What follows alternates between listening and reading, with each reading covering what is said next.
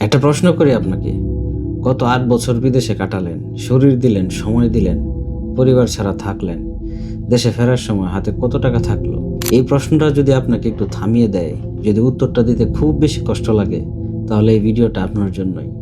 সমস্যাটা আপনার পরিশ্রমে না, সমস্যাটা হলো কেউ কোনোদিন আপনাকে শেখায়নি এই কষ্টের টাকা দিয়ে আসলে কি করতে হয়। আজকে সেটাই বলবো, শেষ পর্যন্ত থাকার অনুরোধ রইল।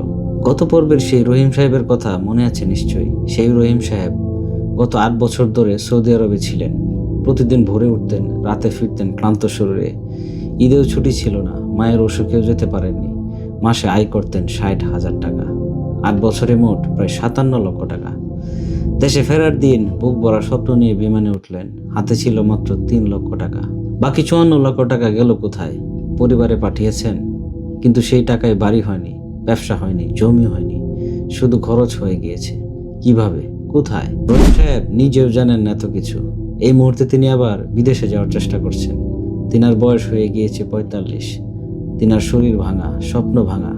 রহিম সাহেব একা না, এই গল্প হাজার হাজার প্রবাসীর। কেন এটা হয় এবং কিভাবে এড়ানো যায়, আজকে সেটাই বলবো একদম সহজ ভাষায়। আর তাই পুরো ভিডিওটা দেখার অনুরোধ রইল। এর আগে কিছু পয়েন্ট আমাদের বুঝতে হবে, সেটা হচ্ছে টাকা আসলে কোথায় যায়। প্রবাসীর খরচ মূলত ৩টি জায়গায়। ১ নম্বর জায়গা হচ্ছে নিজের খরচ, খাবার খরচ, ঘর ভাড়া, যাতায়াত, এটা তো লাগবেই, এড়ানোর কোনো উপায় নেই। ২ নম্বর জায়গা হচ্ছে টাকা দেশে পাঠানো, পরিবারের খরচ, বাবা মায়ের চিকিৎসা, ভাই বোনের পড়াশোনা, এটাও দরকার। ৩ নম্বর জায়গা হচ্ছে অদৃশ্য খরচ। এটাই আসল সমস্যা। কি এই অদৃশ্য খরচ? বন্ধুদের সাথে রেস্টুরেন্টে খাওয়া দাওয়া করা, নতুন ফোন কিনা, দেশে কেউ চাইলেও হঠাৎ পাঠিয়ে দিলেন, বিয়েতে উপহার, কারো বিপদে সাহায্য। প্রতিটা খরচ ছোট, কিন্তু এই খরচগুলো যদি আপনি যোগ করেন তাহলে মাসে হয়তো ১০ থেকে ১৫,০০০ টাকা শুধু এই অদৃশ্য খরচেই চলে যাচ্ছে। তাহলে বছরে ১,৮০,০০০ টাকা, আর সেটা ৮ বছরে ১৪ লক্ষ টাকারও বেশি। এই হিসাবটাকে আপনি কোনোদিন করেছেন? কখনোই না। তাই প্রথম কাজ হলো নিজের খরচের হিসাব রাখা, প্রতিটা টাকা কোথায় গেল সেটা জানা। চলুন আপনাদের সাথে একটি নিয়ম শেয়ার করা যাক, যেটা দুনিয়ার সেরা অর্থনীতিবিদরা জানেন এবং মানেন। সহজ ভাষায় বলি, মাসে যা আয় হবে সেটাকে ৩ ভাগে ভাগ করবেন। ৫০ ভাগ দরকারি খরচ, ঘর ভাড়া, খাবার খরচ, যাতায়াত খরচ, দেশে পরিবারের মূল খরচ। এর বেশি এই খাতে যাওয়া উচিত না। ৩০ ভাগ চাওয়ার খরচ, যেমন রেস্টুরেন্টে যাওয়া, নতুন জিনিস কেনা, বিনোদন, বন্ধুদের সাথে ঘোরাফেরা করা, এটাও দরকার, মানুষ তো আর রোবট না। কিন্তু খেয়াল রাখুন এই ৩০ ভাগের বাইরে যেন না যায়। বাকি ২০ ভাগ সঞ্চয় ও বিনিয়োগের জন্য রাখুন। এই টাকায় হাত দেওয়া যাবে না, এটাই আপনার ভবিষ্যৎ, এটাই আপনার দেশে ফেরার পুঁজি।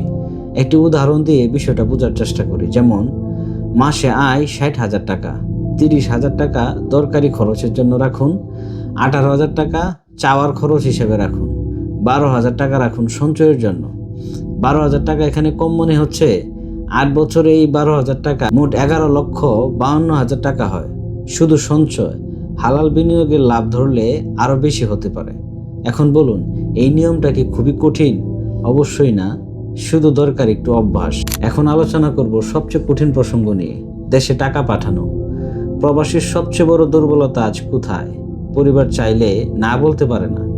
ফোন আসে, ভাই কিছু টাকা দরকার, বাবার ওষুধ লাগবে, ছেলের ভর্তি ফি, একটু বেশি পাঠাও এ মাসে, আর পাঠিয়ে দেন। কারণ দূর থেকে ভালোবাসা দেখানোর একমাত্র উপায় মনে হয় টাকা। কিন্তু এই না বলতে না পারা আপনার পুরো আর্থিক পরিকল্পনা ধ্বংস করে দেয়। এখানে আসলে সমাধান কি?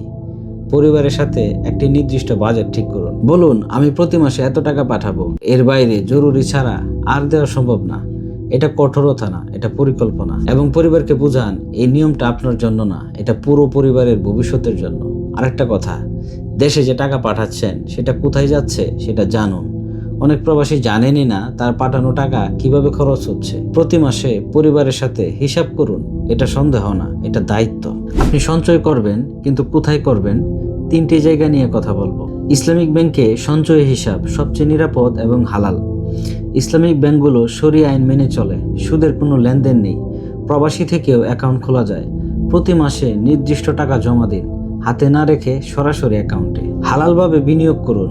ইসলামিক ব্যাংকের মুদারাবা বা মুশারাকা স্কিমে বিনিয়োগ করতে পারেন, এটা শরিয়া সম্মত।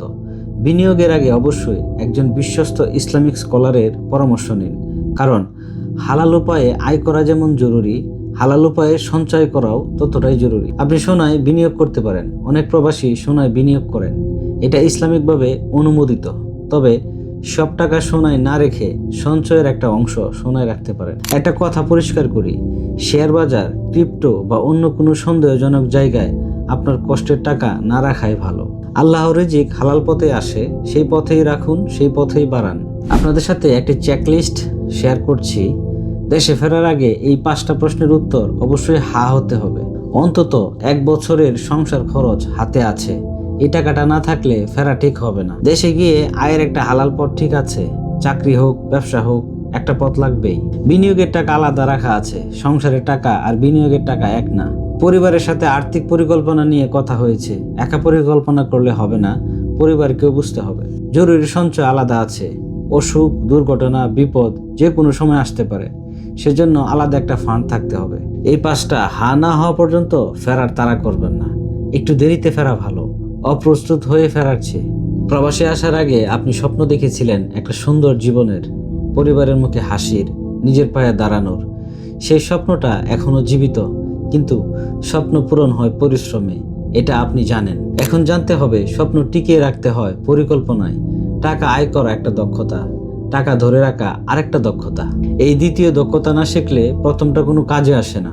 তাই আজ থেকে শুরু করুন ছোট একটা পদক্ষেপ। এই মাসের আয় থেকে মাত্র 10 ভাগ আলাদা রেখে দিন, হালাল পথে, নিরাপদ জায়গায়, শুধু এতটুকুই। এই ছোট অভ্যাসটায় কয়েক বছরে আপনার জীবন বদলে দেবে। আল্লাহ তাআলা বলেছেন, অপচয় করো না, নিশ্চয়ই অপচয়কারীরা শয়তানের ভাই। মিতব্যয়িতা শুধু বুদ্ধিমানের কাজ না, এটা দিনের শিক্ষাও বটে।